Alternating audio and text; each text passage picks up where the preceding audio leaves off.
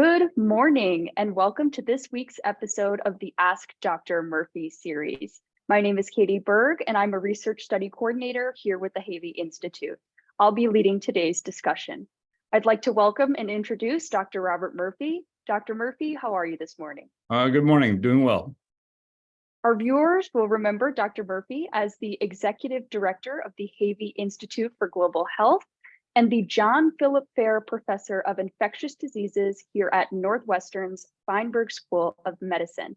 He answers your COVID, infectious disease, and public health questions every Thursday on the Havey Institute for Global Health's Facebook page. Today, Dr. Murphy will be addressing the latest headlines through today, July 27th. We invite you to submit any questions you have below to our email or our Facebook. All are linked in the description below. I'm going to start with some statistics for the United States, COVID statistics that is.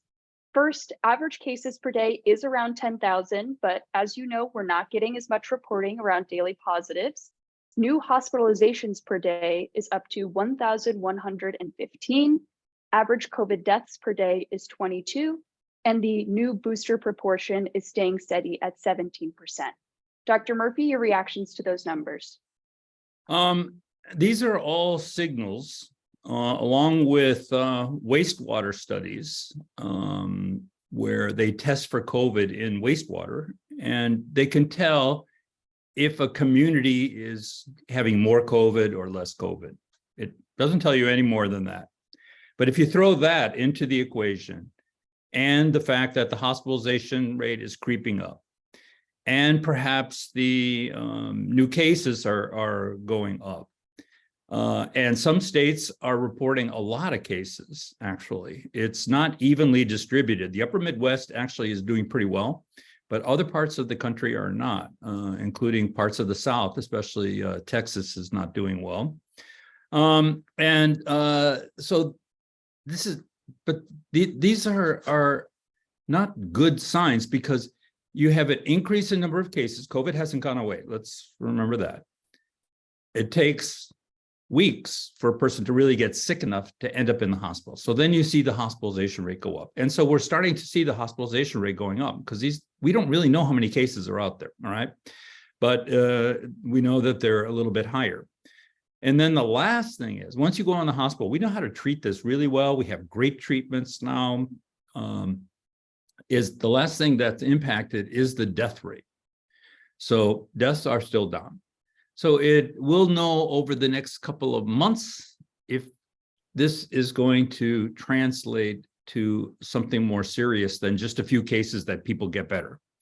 There's a lot of immunity out there. In other words, people have had COVID once or more times. They've had the vaccine. Many have had the booster. Only 17% have had the new booster. And there's going to be another new booster this fall. And I think the yellow light is flashing. And so it's going to be interesting to see what happens with the vaccination rate in the fall, in September or October, when the new COVID booster is released, which is geared toward the virus that's circulating right now. It'll be interesting to see the impact of that, because this 17% vaccination rate, a lot of this is this is the booster rate. This is not high enough to really have a major impact. We got to get way up to more like 70%. So COVID's not going away, flu's not going away, respiratory syncytial virus is not going away, and so we will see. But so I think we'll see a big shift I hope we see a big shift when in the fall, when this new booster comes out, and I hope everybody takes it, the flu shot and the respiratory syncytial virus vaccine for those 60 and over. Absolutely, and you mentioned those three common sicknesses that we see in the fall. The CDC has reported they're preparing for a winter with 3 bugs that are going around that you mentioned. Can you just tell us a little bit of how better to prepare? I know you mentioned the vaccinations, but what can we really do?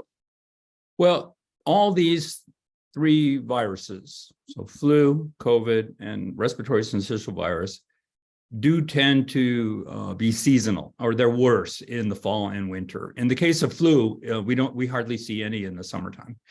But there's 3 bugs out there. You can diagnose them now pretty easily. And the temperatures are higher in most parts of the country, except for the upper Midwest. But we've got vaccines to protect ourselves, including the respiratory syncytial virus vaccine, a new flu shot, which is new every year, and a new COVID booster coming out in September. So you can be protected. So the older you are, the higher the risk of having problems. So, the priority should be on older people and people with underlying diseases. But, flu shots are recommended for everyone over 6 months of age. So, we need to really start, doing these vaccinations, and treatment. In the case of flu and COVID, treatment is also available if you do get sick. And treatment works whether you're vaccinated or not. There is no treatment for respiratory syncytial virus, except there is a monoclonal antibody now for kids. That's the smallest one of the 3, only about 10,000 cases per year. So it's coming. None of this has gone away, and you can protect yourself. And in the fall, protect yourself by taking these vaccines. Mm-hmm. And I know that there's been a lot of data coming out now that, while maybe not the most comfortable, because you may feel a little under the weather, there's not a huge effect of, getting the COVID vaccine and the flu vaccine around the same time. Do you know if there's any data, or would you recommend waiting or spacing out that RSV vaccine if you do qualify? Yeah, nobody really knows, but the committees that approved these discussed this in pretty much detail. Basically, nobody knows. We have been giving the COVID and the flu vaccine together for a while now, and that seems to do okay. It really kind of depends how much immunity you have already. So if you just had like your booster shot, a couple months ago, I wouldn't take like all 3 vaccines at once right now. And so it's okay to spread them out. It's okay to take them together. I wouldn't take all 3 together. I just think that's an awful lot, for anyone, because who knows how much immunity any single person has. But, if it's all about convenience, at least take 2 of them at the same time. Now, remember, RSV, the vaccine, is only for people 60 and over, and with underlying diseases. I think that will be the slower uptake and really kind of more limited than the other 2. The other 2, hit the entire population and can really cause a lot of trouble. So, you can take them together or apart. It doesn't really make any difference. If it's convenient for you to go every 2 weeks to your local pharmacy to get it, or clinic, whatever, just do that and see what happens. Mm-hmm. And speaking of things that could become big problems, there was a very interesting article this week that was about the potential for the spread of zoonotic diseases here in the US, and the potential for those to, spread throughout the country or even globally. Can you tell us a little bit more about that? Well, yeah, the article you're referring to was in the New York Times the other day, talking about swine flu, so flu that affects pigs. So pigs could be infected by swine flu, bird flu, and human flu viruses. So they could get all these viruses, and they're oftentimes at county fairs and stuff where people can interact with them. And, this may actually become a risk for people at those shows, farm and agricultural shows, and any kind of event where those animals are around, or people working around those animals. So this is an area that really requires a lot more research to figure out exactly what is the risk, how risky is it. In 2012, there was a major swine flu outbreak that caused more than 300 human cases. And the researchers found that the flu had hopped from swine to humans at least 7 different fairs in the state of Ohio. And the more you look, the more you find. So it has nothing really to do with Ohio. They just studied it more. It's the same thing happened in Illinois with avian flu. We were great at detecting it. So it said, oh, Illinois is loaded with avian flu. Avian flu, Illinois was one of the only places really testing it intensely. So you got to be careful about that. It's not that. It's just the whole concept of being around animals where things jump from animals to humans. So you've heard this before, with Ebola, with COVID, with flu, that things can jump from animals to humans. So we need more data on that and exactly what the risk is and what we can do about it. Mm-hmm. And it does bring COVID top of mind, because while there is speculation and still uncertainty about how exactly COVID began to spread, I feel like, at least personally, I've sometimes had moments where I feel like these diseases, these sicknesses are coming from far away.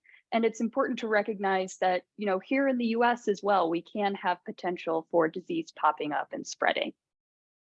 Oh, yeah. And yeah, and going into that. Especially as the temperatures get warmer, especially in the southern part of the United States. And, there were record temperatures of the ocean temperature off the coast of Florida. And that's going to translate, to much warmer water, warmer land, much easier for these things to, take hold in the United States. They were in the past, and it can happen again. So we need to really focus on these areas and really watch how these diseases are spreading now. Absolutely. And that's an excellent transition into our last article, which was the WHO was warning of high risk of dengue fever.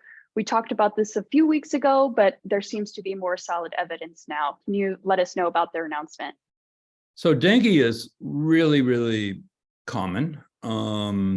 In 2019, there was a record high, which is partly due to reporting, but there was definitely increases in areas where they have been looking at it more regularly. And there were over 5.2 million dengue cases in 129 countries. And for instance, Bangladesh is facing the worst dengue outbreak in 5 years, recorded 22,000 cases, including 114 deaths. Thailand recorded 36,000 cases from January to July this year, 4 times the number than last year. Malaysia reported 54,000 cases. That was a 149% increase compared to last year. In the Americas, all North and South and Central America, there's close to 3 million cases. Particularly hard hit were Bolivia, Paraguay, and Peru. And so dengue, what kind of disease do you get? It's like a really bad flu. Dengue causes fever, muscle pain, headaches, and death is less than 1%. Sound familiar? That's the death rate for COVID now. However, remember that 1% of 3 million cases in the Americans is 30,000 deaths. So we'll see. We know that the warming climate it expands the area where the mosquitoes that carry dengue can live, and these heat waves are going to expand that area. And you go to the Caribbean, you go to Mexico, you go anywhere else. I mean, you're all going to be, people are at risk for dengue, and we haven't heard the last about dengue. And there's been vaccine development and drug development for dengue. It's still going on, with that. There should be something hopefully soon. And dengue is strange. The first time you get it is generally mild. The second time, some people get very, very sick and can die. So how many times you've had it is also important. So anyway, dengue is going to be a bigger and bigger problem. Mm-hmm. And as always, if you are planning to travel, you should always check out any travel advisories for the places you're going, just to be aware what might be happening around you. But that will wrap us up today. Thank you very much, Dr. Murphy, for your expertise in answering all of these questions that I've had about these articles. We really, really appreciate it. And also, we very much appreciate our viewers. Thank you so much for coming back week after week. If you have any submitted questions or would like to submit one, please enter it down below or follow any of the links in our description to contact us more privately. Thank you again, Dr. Murphy. Great. Thank you, Katie. And thank you, everyone. We'll see you next week.